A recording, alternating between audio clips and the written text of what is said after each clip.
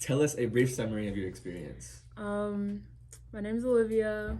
I was in the system for a while, from like 8 to 16.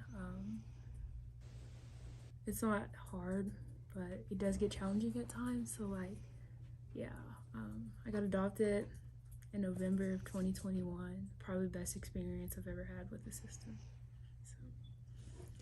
You have a perfect voice for that. Okay. You can keep going. I'm just gonna film it all. What do you feel are the biggest problems in the foster care system to you? Like personally, I think the biggest problems is like when like siblings get separated. Like, I did have siblings, like biological siblings, and it was just like terrible because I got separated from them.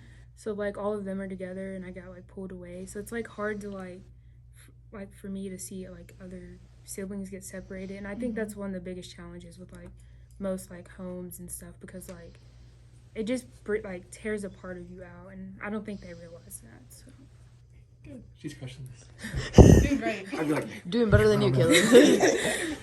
what was your What was your childhood like? like before the system. You know about both. So like it was like a normal childhood. I mean, like I went to school, I did sports, I did club activities. Like it was pretty normal until you had to like get up and move. Like the moving part was the hardest part. So it was like a pretty normal thing. I mean, depression, all that stuff. So like it comes with a lot of baggage. And Do you feel like you like gained, or you like your mental illness maybe came out more because of this happening to you? Yeah, for sure. 'Cause like when I did live with my biological mom, like it wasn't like I knew I was depressed, but like it wasn't shown. But like once you get in the foster care system, like you're like interrogated by like lots of people, like CPS workers, like all kinds of stuff. They ask you a billion questions, and they kind of know when you're like not like forward with them. So yeah. I don't want to have kids because I don't want to mess up, because I don't want to be a disappointment to them. So like I love kids, but I don't think I could do it. So yeah. Okay. How did being in the system affect your view on relationships? Oh gosh. It could be parental, sibling, etc. I would say like it doesn't really affect like relationships much. It's just like with everyone, like I don't trust anybody. Like I trust like people, like, but like if I feel like something's not right and I'm 100% like prove that it's not right, then I don't trust anybody. And I think that's the hardest thing, is like trying to go through the system, trying to trust everyone, because like once you tell one person something, it gets told to like 50 other people. So it's like it's kind of hard to trust people. So like the relationships part, I wouldn't say relationships, because like it's not, you don't really have a relationship with anybody in the Yeah, yeah. Have you ever had a negative experience in the system that you'd like to share? You don't have to. It doesn't have to be like, Yeah. Don't cry, Caleb.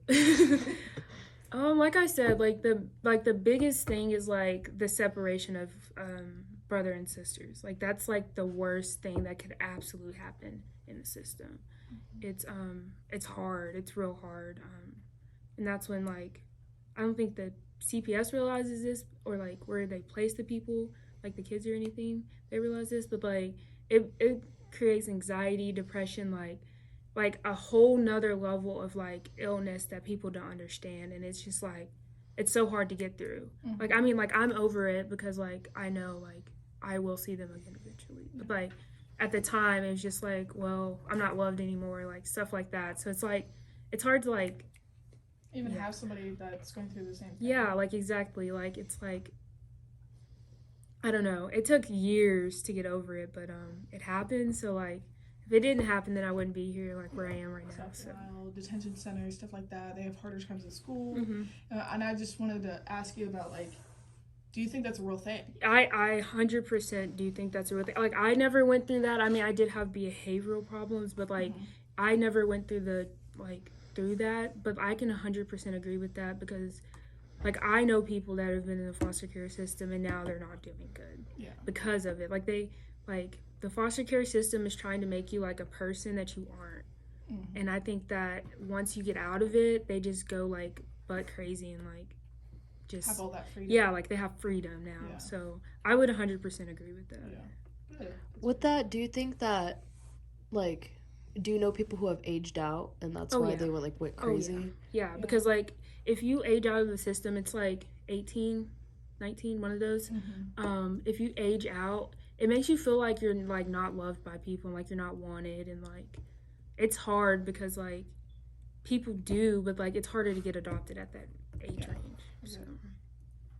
So with I would say that, like, I don't personally know, like, anything that's happened like that, but, like, things like I've, like, seen and, like, experienced, I would say that's also 100% true.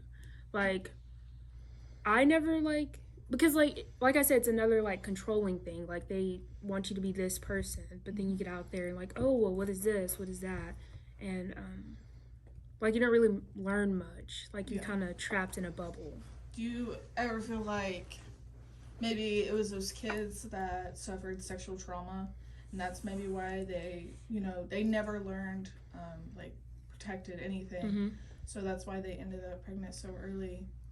Or even, do you think that was, like, happened before the homes or even in group homes and situations like that? I would say that it can be both, before, because obviously everyone has trauma. But, like in a group home, you have a certain thing, like a criteria. Like, you can't do this. It's a whole bunch of can'ts. Mm-hmm. And I think that's what makes people want to get pregnant or want to have a kid or, like, want to do things that you're not, like, supposed to do. And I think, like, it's, like I said, it's another, like, thing of control.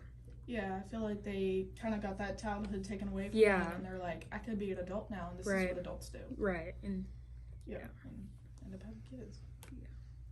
And you heard in the system, or that nobody was listening to you? At times there is things like that, because I did try to, like, I was like 11, 12, and I tried to fight to stay with my siblings and try to like be better myself at the age of 11 or 12. At the age of 11 or 12, you have a attitude problem, like, it's just normal. Mm-hmm. But at that point in my life, I felt like, yes, I was unheard because no one would listen to me. Yeah. They would always tell me, no, it's not right, or, like, no, it's not good, or stuff. The mental illness thing, it's kind of hard to, like, say for sure, like, if you have it or if you don't, or, like, but, like, in foster care, in the system, anything, like, with the CPS, it's just kind of easy to, like, pick out, like, automatically. Yeah. So, like, it's kind of hard to explain because, like, you just kind of have to experience, like, see it and watch it and, like observe it. Like, it's kind of hard to say, like,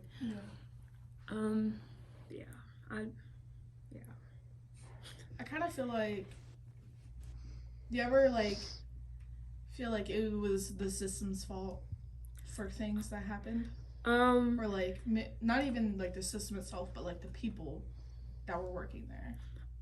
So when I was, like, 10-ish, I would always blame it on the system. Mm-hmm. But then once you grow up, you learn, like, well, I learned that, like, it wasn't their fault. Like, they were there to help me, get me out of a bad situation and bring me to a good situation. Mm-hmm. But, like, what people don't realize is that sometimes foster care can be a bad situation. I know plenty of people that have gone to a foster home and have been treated worse than when they were with their parents. So it's like, do you ever feel like they might have failed those kids? Oh yeah, 100%. Like, it's hard because they can do so good with some people, but with some kids, they're not doing any sort of thing. Yeah, it's just it's hard to watch that because I know that when I was in the care, I was always treated well, But like I know there's other people that haven't been, and like it's kind of hard to sit back and watch it just happen. Yeah. I think that's another downfall on the system because some people only do it for the money. Mm-hmm. So Same verse. I was in the foster care system from age 2 to 6, and it was just like I don't know. It was just traumatizing, I guess. But yeah, I ended up getting adopted at the age of 6 by some parents in Kansas, and then I moved here. Is that it? All right. Am I done now? No. No, that was really good. We're done. Okay. Maybe do you want to tell us a little bit what like your childhood was like during being in the system and even out? Okay. It was more like you were going a different place every other week, and once you would finally get settled in with someone, you'd have to move again, and it was just pretty like you had no time to just stay somewhere and call it your home. You had to move everywhere. So yeah, it's just kind of messed up. Do you? My view is that I want to have kids someday, and I also want to adopt as well, because I feel like that's a very big contribution to society, and that I don't want those kids going through what I went through. So Great answer. Yeah, that's good. Do you ever feel like being in the system affected your view on relationships? Like, was it hard trusting people, maybe even the parents that you saw so much, siblings, stuff like that? yeah, it definitely did develop some trust issues, and it was just like when I first got adopted, it was really hard for me to trust my parents, and then to trust the other siblings that they adopted before me, and just whoever was there, it was just kind of like, oh, it's just temporary, as it usually is, and yeah, it's just kind of stuff like that. Did you just keep to yourself most of the time? Most of the time, yes.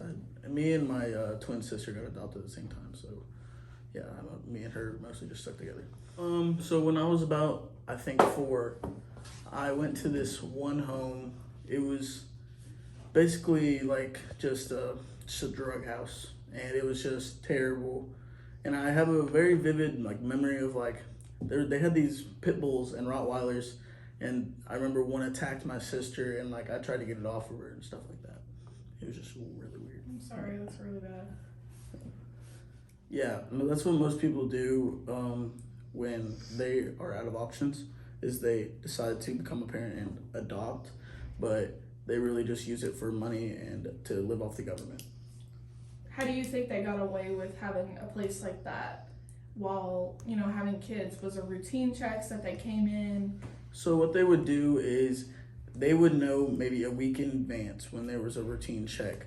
So what they would do is they would move all their stuff to another place, all the bad stuff to another place, until they did their check and they realized it was all fine, or they thought it was all fine. And it was just like, it was crazy to think they would just do that just for the money. So yeah. Can I ask a question? Yeah. Why they Affect your mental health. So in my family, depression is hereditary. So me, my older sister, and my younger sister all have it.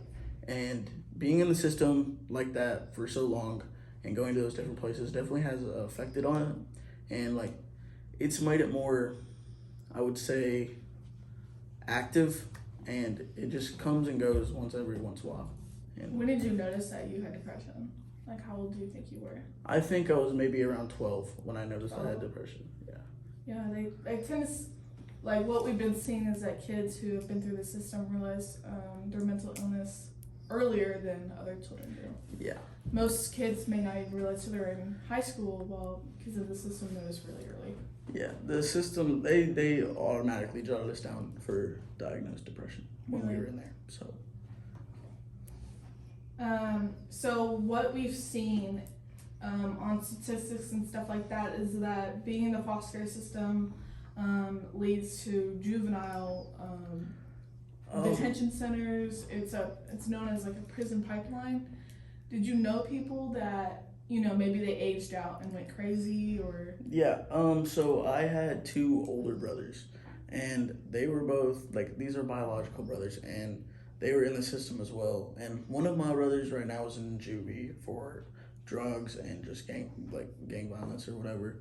And it's just like I've known people that was when I was little that they were like a lot older than me, and I saw them getting taken out of the system and putting in the juvie because of all the stuff they've been doing. So a lot of people think it's just like that foster care just breeds like all these juveniles and stuff. It's all about how you look on it and how you treat that kid. So do you feel like it's like the system's fault, or is it maybe the trauma that they had before, or is it trauma they had within the system? I think it's the trauma within the system. If you went through it, you know what it was like, and maybe they just. It depends on like the parenting as well. Like once you get pulled out of a home that like your biological home, you are always looking for that sense of home again, and you're looking for it in other people, and it's just not going to be there until you finally like get adopted maybe. And even after that, some people still go either back into the system or they go to juvie or whatever else. So they also say that like 70% of women by the age they turn 21, they're pregnant. That all the women that have been in the system, 70% of them will be pregnant by 21. Do you ever feel like maybe there was even like sexual abuse in the system that led to them, or maybe it was them, aging out and realizing freedom and trying to be an adult? I think I think it was the like they're looking. How do I describe this? They were looking for someone to call like their own. So when they first like found that someone that they loved, they just gave it their all, no matter what. And then that happened in teen pregnancy, and then with everything else, it's just like once they get out, they're like, oh, I can do whatever I want. No one's gonna tell me what to do. So they just. Like they had their childhood taken away from them, and then they're trying to be an adult. So it's bad. the trauma just catching back up with them. Yeah. Do you ever feel like maybe you were unheard in the system, or that nobody was listening to what you were saying or feeling? Oh yeah. In the system, it's just you really don't have an opinion, and as young as I am or I was, you don't have an opinion. You don't get to voice anything. If you say something, they're not going to care. You're going to go where they tell you to go. You're going to do what they tell you to do. It's just the way it was. So that's why so many teenagers ended up in juvenile, because they didn't want to be told what to do. Yeah, exactly.